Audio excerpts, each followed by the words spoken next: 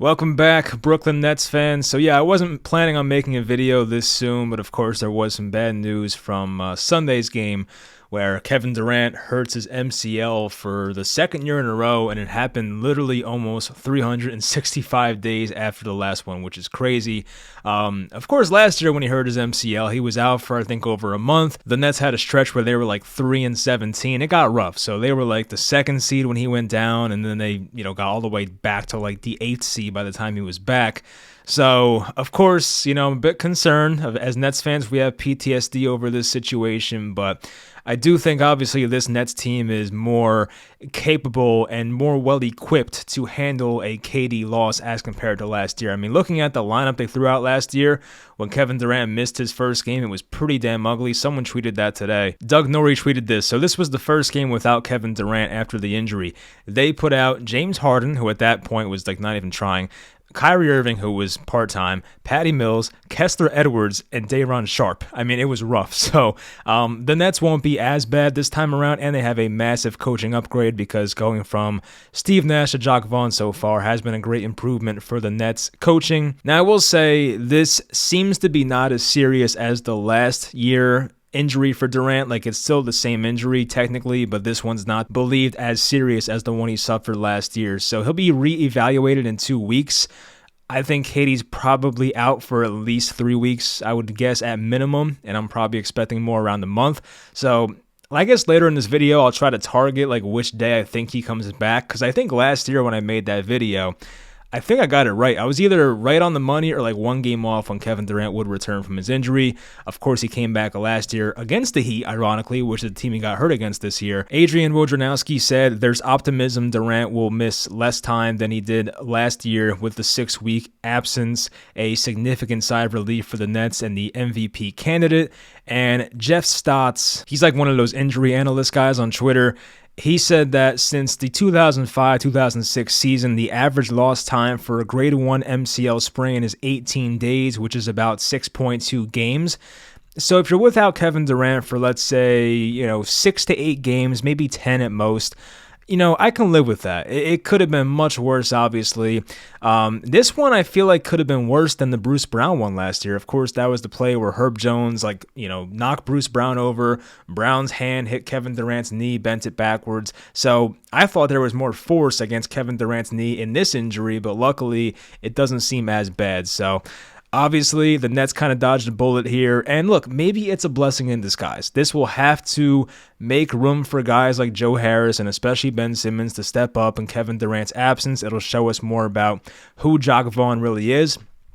Because when you have a great player like Durant, he can mask so many things that could be wrong with your team. I mean, we saw it last year. When the Nets had Kevin Durant, it was far from a perfect team. It was a flawed roster. But with Kevin Durant and basically 70% of James Harden last year, this team was still in first place in the East for the first half of the year. So Kevin Durant can mask a lot of deficiencies on your team. So now without him, we're going to find out a lot about this Nets roster. And I am pissed because obviously it sucks Kevin Durant's hurt, but also because I'm probably going to the Nets-Celtics game on Thursday, and I really wanted to see the Nets fully healthy against Boston. That's not going to happen. So 1 game falling short of that, it is what it is. But yeah, we'll go over when I think he's coming back. We'll talk about the Heat game real quick, but just wanted more of an update video about the KD injury.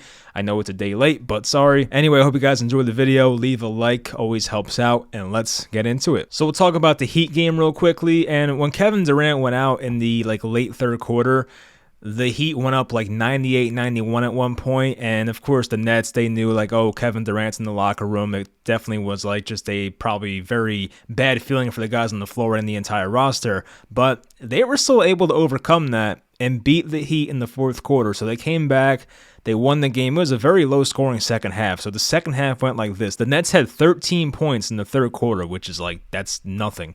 Then 23 in the fourth quarter. The Heat had below 20 in each quarter. It was 18 in the third and 19 in the fourth. So not much scoring going on in the second half of this game. The Nets actually won this one 102-101. And I know what people are going to say, especially Heat fans. Jimmy Butler was fouled at the end. No, come on. You're gonna expect that call with the game on the line, and even when the 2-minute report came out, there was no foul. So I don't know what people are complaining about. I get it's you want that call as a Heat fan, but I don't think so. But Royce O'Neal, again for this team with the go-ahead bucket. He did this at Portland. It was closer to the buzzer that time, but this time with 3 seconds left, got the offensive rebound off the Kyrie miss. He took like a 30-foot jump shot from 3. He missed it off the left side. I think Utah actually might have tipped it back, and Royce O'Neal was just right place, right time once again. He has a knack of doing that. I don't know how, but he does it. And Royce O'Neal just flipped it in, and the Nets went up 1. And, of course, they got that stop when Jimmy Butler was denied at the rim there. I think it was Royce O'Neal once again coming over on help defense, so that was great to see. But the Nets looked like they were going to implode in this game because they had like back-to-back possessions before the Royce O'Neal make where they were throwing the ball out of bounds. They were all out of sorts. The Heat were playing very good defense. And that's one of the concerns I have about this Nets team. I mean, like, when you don't have Kevin Durant on the floor who attracts double teams and, of course, can take his guy off the dribble, the Nets' only option really to dribble the ball is Kyrie. Like, Royce O'Neal dribbling, it's not what you want to see. Seth Curry can do it, but Seth Curry, of course, doesn't have the quickness that a Kyrie has or even the ball handling skills. So, you know, Utah, you don't want to see him dribble through traffic. So, like, there's a lot of guys on this team that you don't want the ball in their hands with the game on the line. And, like, Kyrie's one of the only ones when Kevin Durant is not there. So that, of course, it's not going to be made up. I think Cam Thomas, by the way, I know there's a lot of Cam Thomas stands out there.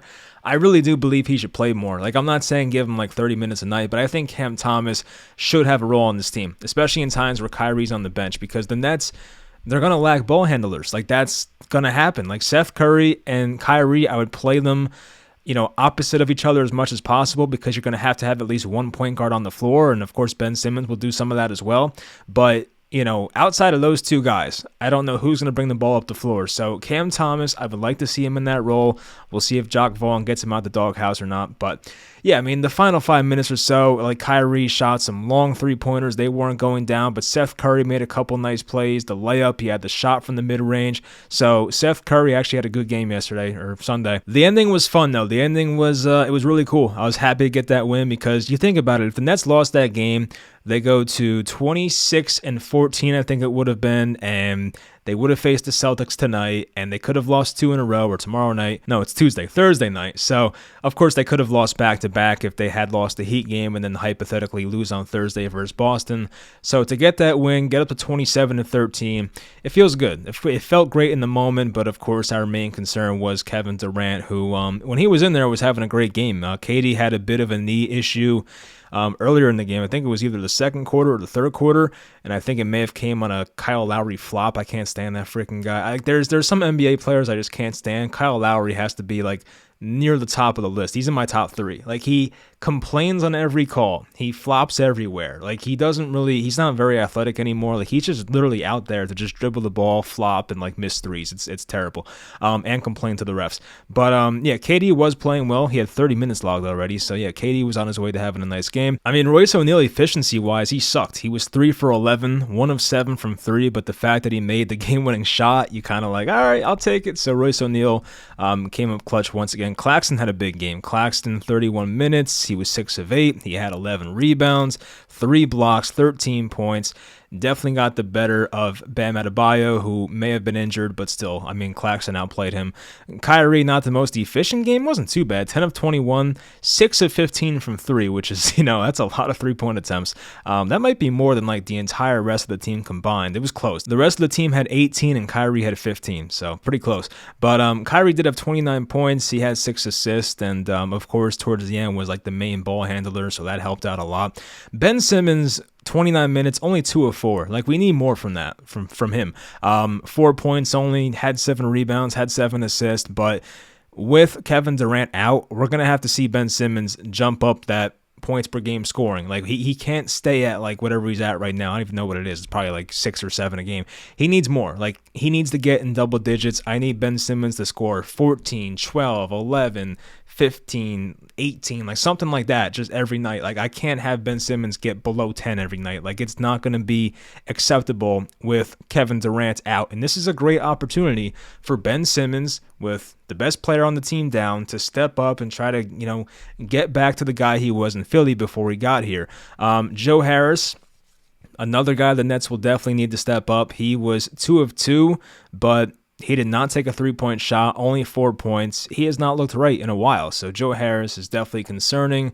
As time goes on and he keeps looking like this, it's more tempting to get that contract away from this team and get rid of him. And of course, the Nets are in rumors for Kyle Kuzma, who I personally would love to have, and even John Collins is in rumors with the Nets, so you never know. Something could happen. Joe Harris has a pretty big salary. I think it's like $18 million per year, so you never know. But, Joe Harris has to get it together. I love Joe Harris. He's the OG, but, he is just not playing well, not consistently. I don't know if he's still hurt. He really has not been the same guy ever since the injury, at least consistently. He's had his moments, but Joe Harris has to get it back at some point. This is probably the biggest guy right here for this team's success over the next, X amount of games KD misses, is TJ Warren. So, of course, you can never make up for Kevin Durant and the, person he is and what he brings to the team, even defensively, of course, offensively. But TJ Warren gives the Nets the closest thing they have to a Kevin Durant. And I don't know if TJ is going to start or not. I personally would rather start Joe Harris because I don't know what it is with Joe Harris, but his splits when starting versus coming off the bench, he's way better as a starter. So I would give Joe Harris the first crack at it.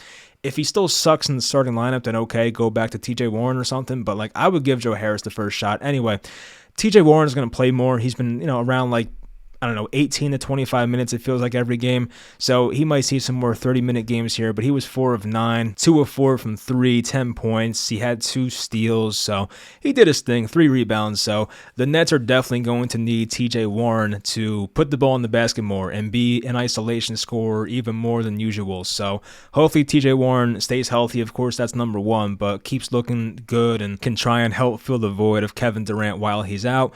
Yuta Watanabe was 1 of 1, made a three-pointer, and that was pretty much it for him. But he played 19 minutes, and, I like Yuta out there. He's always one of those guys who's in the right spot, knows when to cut at the right times. He's a pretty good help defender, things like that. He did get beat off the dribble by Jimmy Butler on the last play, but luckily it didn't hurt him too badly. But Seth Curry, by the way, I talked about him for a bit. He had a great game, 6 of 9, 14 points, clutch shots in the fourth quarter. Seth Curry, another guy that I worry about his health. He has to be healthy. So Seth Curry, if we get the healthy Seth Curry during this, Kevin Durant absence stretch here, that's big because Seth Curry is actually a pretty big piece of this team when he's right. And guys like Markieff Morris may play more because he, at least height-wise, is close to Kevin Durant. I think Cam Thomas, as I mentioned, should play more. Edmund Sumner should get in there at some points. I'm not saying he'll play every single game, but Edmund Sumner's had a lot of coaches, DMPs lately. Patty Mills, I don't see much of a role. It depends on the matchup, and there's not many matchups that suit Patty Mills, maybe unless he's against TJ McConnell or something like that. But yeah, so the Nets, they pulled out this win. It was cool. It was great to see, but of course, our main concern is Kevin Durant and how the Nets look without him. So as I said, they're going to have guys step up. You cannot have everything go on Kyrie's shoulders. Kyrie can't take 30 shots a game, as nice as that would be. And I am tempted now to pick the game when Kevin Durant comes back. All right, so let's go through it. So he got hurt on January 8th. So trying to go a month in advance here. So there's a game versus Washington, a Saturday game, a 6 o'clock home game. That might be a good place, actually. That's basically almost a month away. Maybe they're more conservative and they wait another week and they put him in against the Sixers. Yeah, I'll call my shot on that one. I say it's the first game of a 6-game homestand or 5-game, whatever it is. They're home versus the Washington Wizards. It should not be a very high leverage game, obviously. So I will say Kevin Durant makes his return on Saturday, February 4th against Washington. So we'll see what happens there. But leave in the comments, when do you think Kevin Durant makes his return? I definitely want to see that. But the upcoming schedule, let's go over it real quickly and kind of the record I would be okay with during this stretch without KD. So let's assume he's not back until the Washington game, as I mentioned. So that's 1, 2, 3, 4, 5, 6, 7, 8, 9, 10, 11. 11 games without KD. So let's run through the schedule. Screw it. So versus Boston, home game. The Nets could steal it, obviously. Boston's coming off a back-to-back, but I'll give the Nets the loss, 0-1. I would say they can probably beat Oklahoma City at home, 1-1. At San Antonio, 2-1. At Phoenix, they've been struggling. I'll give them the loss, though, 2-2. Versus the Utah Jazz, I'll give them a dub, 3-2. At Golden State, 3-3. At the Sixers, 3-4, as much as I hate them. Versus Detroit at home, 4-4. Versus the Knicks, 5-4. We don't lose to the Knicks. Versus the Lakers at home, I will say win, but that's going to be a close one. I don't know. Then at Boston, that would be the game before KD makes his hypothetical return. I'll give them the L, unfortunately, as much as I don't like Boston. So based on how I have it going here, they would be 6-5 over that 11-game stretch, which is not too bad. They would not fall too far back in the standings, if at all. So I'll sign up for that. 6-5 over the next 11 games. You get Kevin Durant back for the homestand with Washington, LA, Phoenix, Chicago, Sixers on deck. I mean, I'll take it. I just hope he's not out for that long. But anyway, yeah, the Nets continue to win. So it's great to see. And if they somehow win on Thursday, it's going to be awesome. I will definitely have a podcast after that game. I don't know if it'll be the night of or the next day, but I definitely want to make one if they beat Boston. So we'll see if this injury kind of pushes Sean Marks to make a move or not. I'm not sure if that's going to do it. I mean, I feel like Sean Marks is going to be very patient. And you know, there's guys on this team where you want to wait it out kind of and see how they are. I mean, Joe Harris, you would hate to trade him now and then have Joe Harris like regain his form and get back to who he was. You know, I think the Nets might wait it out as long as they can. So as much as I would love to see breaking Kyle Kuzma traded to Brooklyn for, you know, whatever, I think they might wait that one out a bit. So, you know, I do think they'll still make a move, whether it's for a bigger guy like that, a John Collins or a Kuzma, or just somebody smaller like a Mason Plumlee or something. I think they'll get somebody. As great as this winning streak has been since November 27th, this team still has some flaws. I mentioned extra ball handler, a guy that can create on his own. They might need that. A guy that can back up Nick Claxton when he's in foul trouble. They may need that. I mean, Markieff Morris, he's Kevin Durant's guy. He's probably not going anywhere, but he's not a guy that you want to rely on as your backup five, and he's more of a four for his entire career. So the Nets may need a natural backup center. So that and a ball handler that can create on his own, that might be it. Maybe you, I don't know if the Nets can afford this, but I think like a perfect trade would be getting Mason Plumlee and Terry Rozier. I don't know what Rozier makes, but I feel like that'd be the type of guy that can kind of fit this team. I'm sure he doesn't play much defense, but at least offensively, Rozier can give you what you want. I don't know. I'm just spitballing, but yeah, we'll find out what happens. The trade deadline is actually kind of getting close here. We're like a little over a month away, so we'll find out what happens there. But I do hope Sean Marks makes a move and doesn't sit on his hands. I mean, you don't want the Nets to say, "Oh, we're getting Kevin Durant back." That's kind of like getting it's kind of like acquiring a new player. Like, no, I don't want them to say that stuff. Like, I actually want to make a trade and go out there and improve this team. And if they are still winning at the rate they are now, maybe not to this rate because this is crazy, but like let's say they do go 6-5 or even like 7-4 over the next 11 games or something, I do hope they make a move. I want this team to go all in for a championship. If you have to trade Cam Thomas and future picks, I don't care. Like I want to see Cam Thomas grow up as a Brooklyn Net. It'd be great to see, but this team, you can't waste this core. You have Kevin Durant, you have Kyrie playing at such high levels. You can't waste this. You don't get these chances too often. So if I'm the Nets and I'm Sean Marks, I'm going all out at the trade deadline, trying to get a guy or two that can really put this team over the top and get them past teams like Boston and Milwaukee in the playoffs and even Cleveland. So yeah, we'll find out what happens there. But yes, I'll talk to you guys either after the Celtics game, assuming they win. I mean, of course, they might get blown out too, and I might not want to talk about that.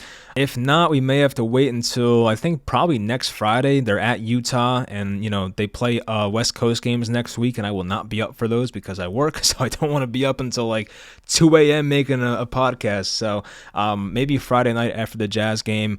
If not, I'll probably do it Saturday for sure. That would be January 21st Saturday, not the upcoming Saturday. But anyway, yeah, I hope they beat Boston. Obviously, I hope they find a way to just stay afloat without Kevin Durant. Stay like, you know, around 500, maybe a bit over 500. I'll be okay with that. If they want to keep winning every game, I'm cool with that too. So we'll see what happens with that. But I hope you guys enjoy the video. Leave a like as always, and I'll talk to you guys next time.